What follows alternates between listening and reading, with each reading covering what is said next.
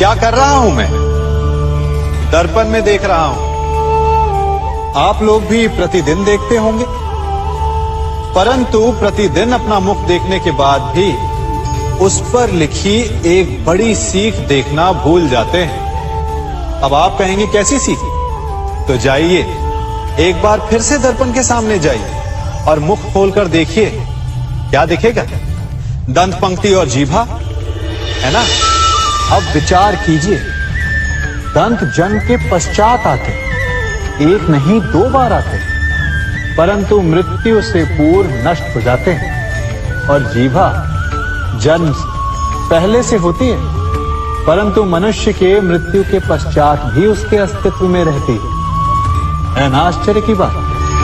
दंत कठोर होते हैं, जीभा कोमल, परंतु फिर भी दंत नष्ट हो जाते हैं, जीभा नहीं होती। यही रहस्य है कि हठी और कठोर लोग शीघ्र नष्ट होते हैं और कोमल लचीले आवश्यकता के अनुसार स्वयं में परिवर्तन ला सकने में सक्षम लोगों का ही अस्तित्व रहता है। अर्थात परिस्थितियों के अनुसार स्वयं को लचीला बनाना सीखिए और आपका जीवन सरल हो जाएगा। संबंध एक सहारा होता है जीवन का, और संबंधी वो होते हैं जिनसे आवश्यकता पड़ने पर सहायता मांगी जा सके, जिन पर विश्वास किया जा सके कि बुरे समय में वो हमारे काम आएंगे। कभी ऐसा भी हुआ होगा कि आपके पास कोई सहायता मांगने आया, या ऐसा भी हो सकता है कि आप किसी के पास सहायता मांगने गए हो, परंतु प्रश्न ये उठता है कि क्या केवल किसी के मंतव्य में उसकी सहायता इसीलिए कर देनी चाहिए क्योंकि वो आपका संबंधी है? अब आप कहेंगे कि ये कैसा प्रश्न हुआ? तनिक सोचिए, एक अस्त्र बनाने वाला जब अस्त्र बनाता है तो ये अस्त्र किसको देना है उसका अधिकार उसी के पास होता है। वो चाहे तो ये अस्त्र किसी को भी दे सकता है, वो एक सैनिक को भी दे सकता है या एक डाकू को भी, और यही अस्त्र 2 भिन्न कार्य कर सकती है। यदि डाकू के हाथों में आ गई तो उसका भय दिखाकर वो लोगों को लूटेगा, निरपराधों का रक्त बहाएगा। सहायता करने वाले की भी अवस्था ऐसी ही होती है।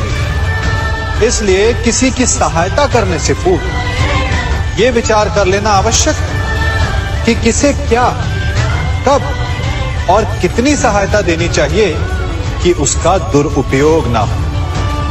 यदि आपकी सहायता से कोई अधर्म हुआ तो उसके उत्तरदायी आप ही होंगे।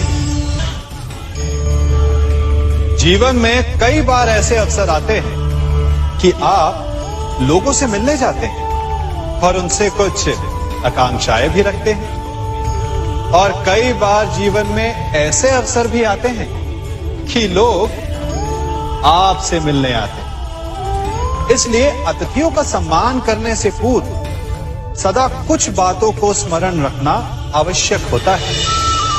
यदि कोई आपके पास मिलने आता है तो उसके 3 कारण हो सकते हैं। पहला कारण होता है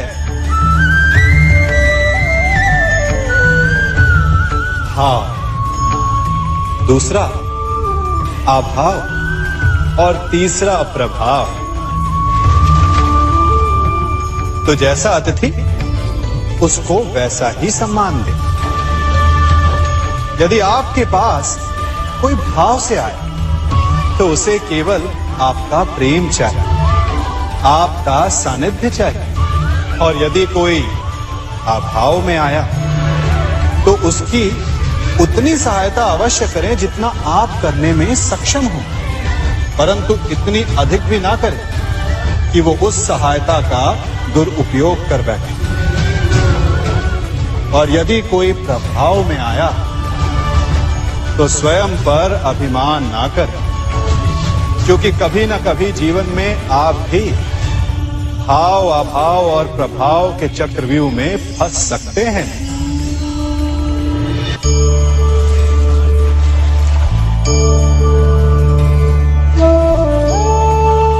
यदि जल को मुट्ठी में कसकर बांधें, तो जल कैसे अपना मार्ग बनाकर निकल जाता है?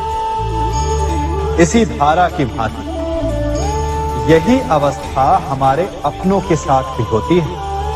अधिकतर हम जिनसे प्रेम करते हैं, हम सदा उन्हें अपने समीप रखना चाहते हैं, स्वयं से दूर नहीं होने देना चाहते। चिंता करते हैं, भय खाते हैं कि कहीं उनके साथ या उनसे कुछ बुरा घटित ना हो जाए, और ऐसे में हमारे अपने ही हमसे दूर हो जाते हैं, ठीक मुट्ठी में बंधे जल की भांति। इसलिए जिनसे आप प्रेम करते हैं, उन्हें स्वतंत्र कर दीजिए, उनकी सोच को स्वतंत्र बनने दीजिए, उन्हें अपने मार्ग स्वयं ढूंढने दीजिए, क्योंकि आप सदा उनके साथ उन्हें मार्ग दिखाने के लिए नहीं रहने वाले। इसलिए अपनों के साथ अवश्य रहें, परंतु उन्हें बांधे नहीं। जन्म के पश्चात बालक जब पहली बार अपने नेत्र खोलता है, तो उसका मन उत्सुकता से भरा हो कि ये संसार क्या है, उसे क्या दिख रहा है। ये उसके जीवन का नया आरंभ होता है। परंतु जैसे हम धीरे धीरे बड़े होने लगते हैं, अनुभव अर्जित करते हैं, हमारे मन की उत्सुकता, हमारे जीवन का चाव होने लगता है। तनिक सोचिए, जब हम सुबह सोकर जगते हैं, अपनी आंखें खोलते हैं, तो उसे ही हम अपने जीवन का प्रारंभ समझ ले, तो सुबह से लेकर संध्या तक के समय को ही अपने जीवन जीने का समय समझ ले, तो कितनी स्फूर्ति आ जाएगी। आप कितने काम कर पाएंगे, कितने लक्ष्य अर्जित कर पाएंगे। फलों से मिलकर घड़ी बनती, घड़ी से मिलकर प्रहर, प्रहर से मिलकर दिन बनते हैं, और दिनों से माह और वर्ष। यदि आप अपना हर पल, हर प्रहर विश्वास से जिए, हर दिन उत्साह से जिए, तो आपका संपूर्ण जीवन सार्थक हो सकता है। मनुष्य अपना जीवन विश्वास पर जीता है, परंतु विश्वास किसका? तनिक सोचिए, किस पर विश्वास है आपको?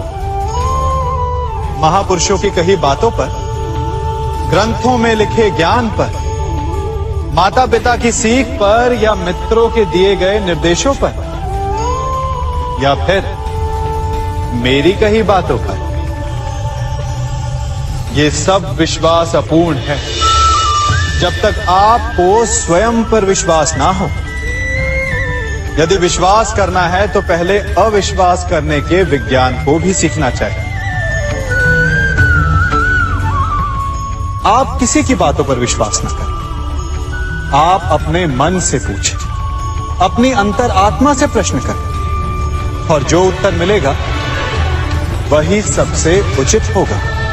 जब आप अपने मन, अपनी अंतरात्मा पर विश्वास करना सीख जाएंगे, तो नीति ज्ञान सब आपके भीतर से स्वतः उमड़ेगा। और यदि आप स्वयं पर ही विश्वास ना कर पाए, तो धर्म ग्रंथों में लिखे श्लोक, महापुरुषों की वाणी, माता पिता की सीख या मित्रों का निर्देश कोई भी लाभ नहीं दे पाए। एक पिता होने के नाते आप अपनी संतान के लिए क्या करते हैं?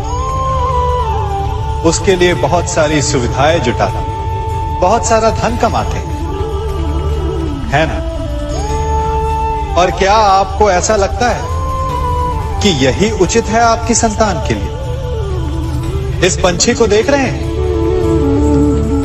ये भी संतान को जन्म देता है, उन्हें पालता है, पोसता है, उड़ना सिखाता है और भोजन का प्रबंध भी करना सिखाता है। परंतु उनके बड़े हो जाने के बाद उनके लिए अलग से घोंसला नहीं बनाता। क्यों? क्योंकि यदि इसने संतान को सब कुछ करके दे दिया, तो संतान क्या करेगी? वो अपनी संतान को तब तक भोजन कराता है जब तक उसकी संतान स्वयं भोजन का प्रबंध करने में सक्षम नहीं हो जाता।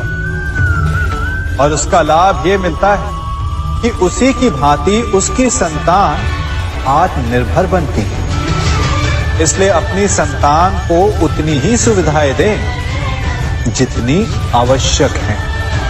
मोह को त्यागें। आपका उनसे मोह उन्हें कभी आत्मनिर्भर नहीं बनने देगा। अपनी संतान को कर्म करना सिखाइए। यदि आपकी संतान कर्म करना सीख गई तो वो धन स्वयं कमा लेगी, और यदि वो आलसी अकर्मण्य बन बैठे तो आपके संचित धन का भी नाश कर देगी। संसार में सबसे बड़ा संबंध कौन सा है? अब आप पूछेंगे कि यह कैसा प्रश्न हुआ? इसका उत्तर तो बड़ा सरल है, यही ना? परंतु इस प्रश्न के भी कई उत्तर हैं।